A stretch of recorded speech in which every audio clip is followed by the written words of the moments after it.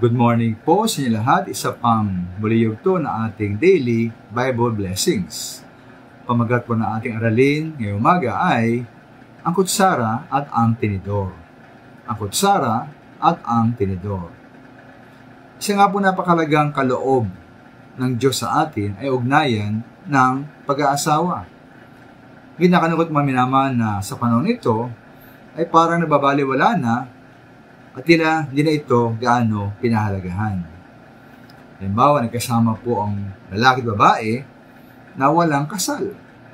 Kung kasal man, sila po ay naghiwalay din at maaaring may iba na. With maminamahal nga dapat maghiwalay ang mag-asawa tapos silang magsama dahil ang Diyos mismo ang nagbubuklod sa mag-asawa. Sa harap ng Diyos, sila po ay iisa na. Ay sa Matthew 19, verse 4-6, nilalang ng Diyos ang tao na lalaki at babae.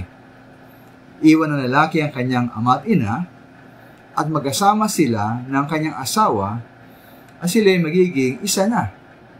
Hindi na sila dalawa, kundi iisa na. Kaya't po ang pinagsama ng Diyos ay huwag paghiwalayin ng sinuman. Kaya ito po napaganda pong katotohanan tungkol sa mag-asawa.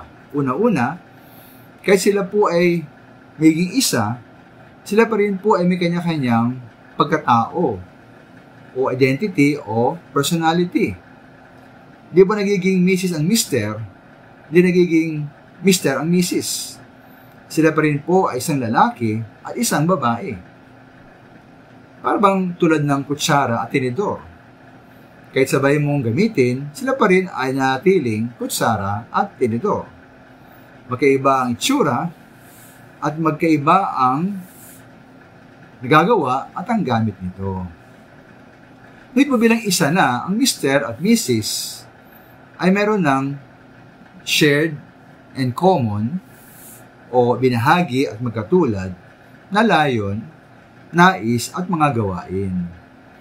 At dahil po sa bigat, kahalagaan at saklaw ng ating panampalataya, nawa po ang isang binabahagi at magkatulad sa mag-asawa ay ang kanilang panampalataya at ugnayan sa Diyos.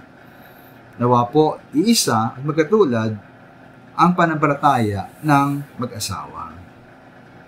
Kaya minamahal, no? Nawa po ang mga kutsara at mga tinidor sa ating iglesia, ang mga Mr. at Mrs. ay laging magkasama tuwing linggo na kumakain sa ating bahay-sambahan ng salita ng Diyos. Maraming salamat po.